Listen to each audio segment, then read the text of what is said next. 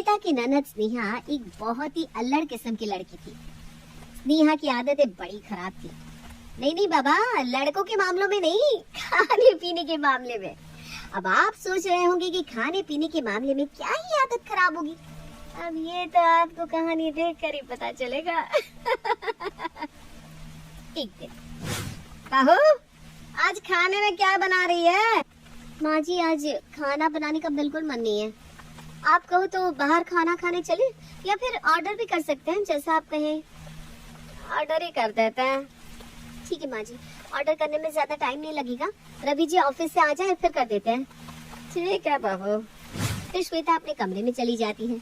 वहीं कुछ देर बाद रवि घर आता है। क्या बात है बीवी साहिबा, आज इतनी फ्री बैठी हो? खाना बनाने का विचार नहीं है क्या? फिलहाल तो मूड बनाने का इरादा है, तो बना। बाकी खाना बाहर से ऑर्डर कर लेंगे। हर समय बस मैडम का मूड बना रहता है। बताओ क्या खाओगी? ऑर्डर कर देता हूँ। आप फ्रेश हो लो, मैं ऑर्डर कर देती हूँ। माँ जी, पापा जी, स्नेहा और सुमित से भी पूछ लेती हूँ कि वो लोग क्या खाएंगे। ठीक है। कमरे से बाहर, माँ जी, पापा जी, स्नेहा, सुमित, जल्दी जल्दी सब लोग बताओ क्या खाओगे, मैं जल्दी से ऑर्डर कर देती हूँ। पापा जी सॉरी, आज खाना बनाने का बिल्कुल मन नहीं था। अरे कोई बात नहीं बेटा, तू भी तो इंसान है, मशीन थोड़ी ना। कभी कभी रेस्ट जरूरी होता है। मेरे लिए पनीर टिक्का और सोयाबीन पुलाव मंगा लेना। और मेरे लिए राजमा चावल और तंदूरी रोटी।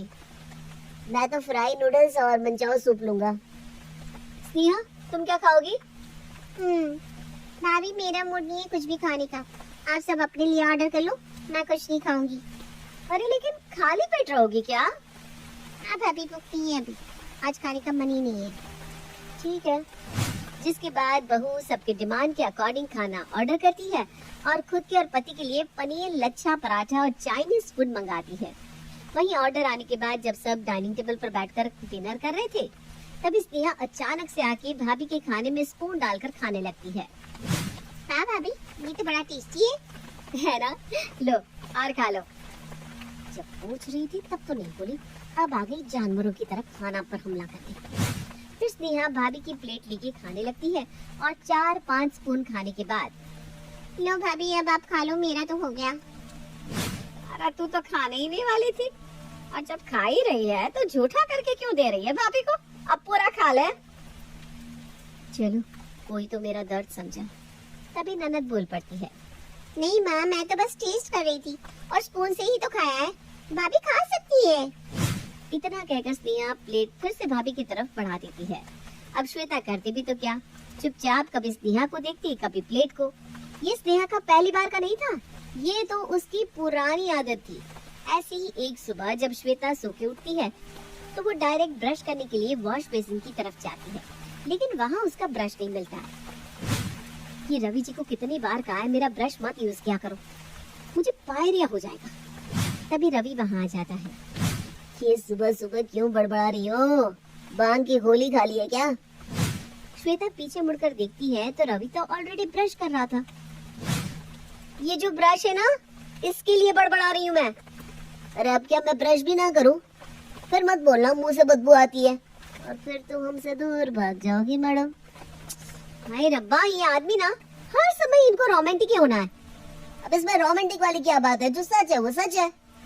तो आपको मेरा ही ब्रश मिला करने को? अरे मैडम जी, ये मेरा ब्रश है, ध्यान से देखिए, ये ग्रीन है, आपका ब्रश पिंक कलर का है। अरे हाँ।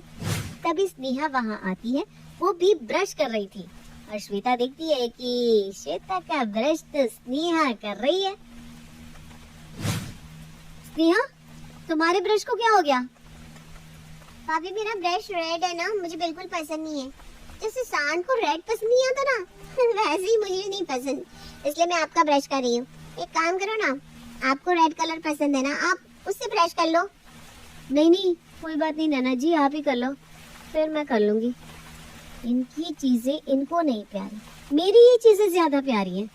मन तो कर रहा है उसी ब्रश से ही सांडने का दिमाग घिस दूं।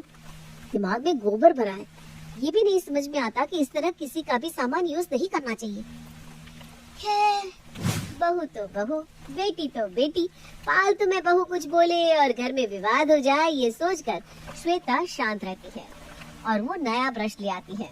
वहीं कुछ देर बाद सुमित कमरे से चिल्लाते हुए बाहर आता है। अरे क्या हुआ देवर जी, आप इतना गुस्सा क्यों हो रहे हो?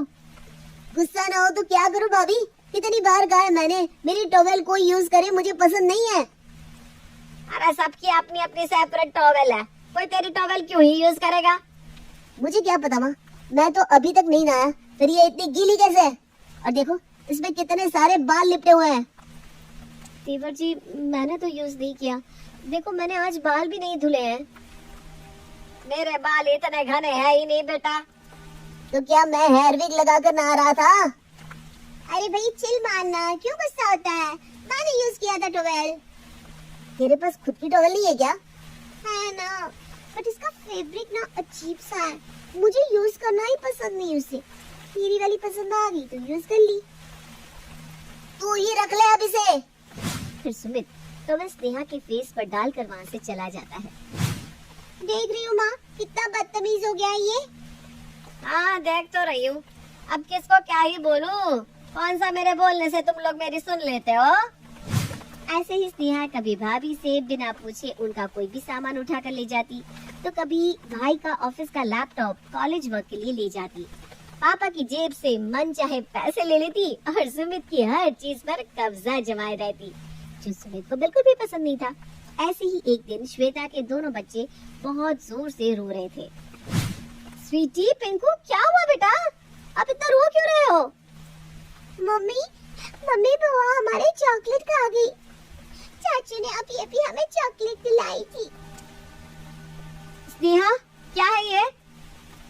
भाभी ये तो बच्चे हैं, सारा दिन चॉकलेट ही खाते रहते हैं। अभी मेरा मूड हो रहा था चॉकलेट खाने का तो मैंने पिंकू से ले ली। वैसे भी पूछ लो पिंकू से, मैंने छीनी नहीं है, मांगी थी। थोड़ी सी खाने को मांगी थी, पूरी खा गई ये बुआ। और तो पसंद आ गई तो क्या करूं?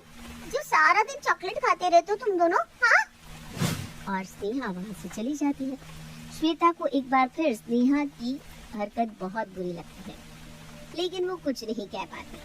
अब घर तो घर, बाहर भी स्नेहा ऐसा ही करने लगती है। एक दिन स्नेहा और श्वेता बाजार से लौट रही थी, तभी स्नेहा देखती है कि स्नेहा की पड़ोस की सहेली डिम्पल पानी पूरी खा रही है। स्नेहा जल्दी से जाके डिम्पल की प्लेट से पानी पूरी उठाकर खाने लगती है। अरे स्नेहा तू? हाँ कैसे है डिम्पल? पानी पूरी बहुत टेस्टी है ना? हाँ वो तो दिख ही रहा है। अरे भाभी आप क्यों खड़ी है, आप भी खा लीजिए। अरे नहीं नहीं मैं ठीक हूँ। लाना मैं खा लेती हूँ। फिर स्नेहा डिम्पल के हिस्से की बाकी की पानी पूरियाँ भी खा लेती है और पैसे दिए बिना ही वहाँ से चली जाती है। वहीं मन ही मन डिम्पल स्नेहा पर बहुत गुस्सा होती है। श्वेता को भी स्नेहा की इस हरकत के कारण काफी शर्मिंदगी महसूस होती है।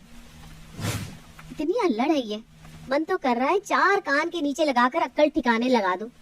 बेवकूफों जैसा बिहेव करती है, तो मैं कुछ कर भी तो नहीं सकती। ये सोचकर श्वेता निराश हो जाती है। तभी श्वेता को एक आइडिया आता है। वाह, मैं कुछ तो कर सकती हूँ। इसके बाद श्वेता एक कॉल करती है। हाँ बस आप आ जाओ, हम सब आपको बहुत याद कर रहे हैं, बहुत दिन हो गए ना आपसे मिले हुए। ठीक है थैंक यू। और फोन कट जाता है। ऐसा कौन था जिससे बहू ननद को सबक सिखाने के लिए बुला रही थी? अगली सुबह घर का डोरबेल बजता है और सामने खड़ी होती है नंदा बुआ। नमस्ते बुआ जी। कैसे रहे बेटा? जिसके बाद बुआ जी घर में आती है और सभी बुआ का अच्छे से स्वागत करते हैं। नेहा कहाँ गई, दिखाई नहीं दे रही। मैं आ गई बुआ। ये बुआ क्या होता है? बुआ जी बोलो बेटा। जी बुआ जी। और बेटा ये क्या पहन रखा है? छोटे छोटे कपड़े, कल को किसी दूसरे के घर ब्याह कर जाओगी, ये अच्छा थोड़ी ना लगेगा। हाँ जी बुआ जी। फिर तुरंत स्नेहा कपड़े बदल कर आती है। तभी श्वेता बुआ के लिए ढेर सारा नाश्ता बना कर लाती है। समोसे, कचौड़ी, रबड़ी। वाह भाभी वाह, आज तो मजा आ जाएगा। ये बोलकर स्नेहा जल्दी से बुआ की प्लेट से एक समोसा उठाकर खाने लगती है। ले बेटा पूरा ही खा ले। मेरी बुआ कॉफी है। भाभी ये कोई तमीज है? देख रही हो आपकी बेटी को? मैं मेहमान बनकर आई हूँ यहाँ, आपके घर वालों का झूठा खाने के लिए आई हूँ क्या?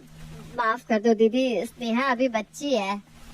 22 साल की हो गई है और बच्ची है। कल को ससुराल जाएगी तो यही हरकत रही तो बेड़ा गर्क हो जाएगा भाई। ऐसी ही अब बुआ जी स्नेहा को हर बात पर टोकने लगती है, जिससे स्नेहा तंग आ जाती है। भाभी ये देखो, ये लड़का कैसा है हमारी स्नेहा के लिए? बिल्कुल स्नेहा की तरह ही है। स्नेहा को स्नेहा की तरह ही लड़का मिल जाए तो और क्या ही चाहिए, प्रॉब्लम ही खत्म है। डन कर दीजिए दीदी रिश्ता। ये सुनकर स्नेहा सर पर हाथ रख लेती है। ना माना, मुझे मेरा जैसा रिश्ता मिल गया तो बेड़ा गर्क। तभी श्वेता स्नेहा के पास आकर धीरे से कहती है, तो ननद जी अब भी सुधर जाओ, समय है। भाभी, आपके समझाने का तरीका थोड़ा कैजुअल था, प्यार से भी तो समझा सकती थी। ऐसा कौन सबक सिखाता है? प्यार से मानो तब ना, कहो तो करवा दो रिश्ता पक्का आप ही के जैसे लड़के से। ना ना भाभी। जिसके बाद स्नेहा, श्वेता और बाकी घर के लोगों से माफी मांगती है और फिर कभी ऐसी हरकत नहीं करती।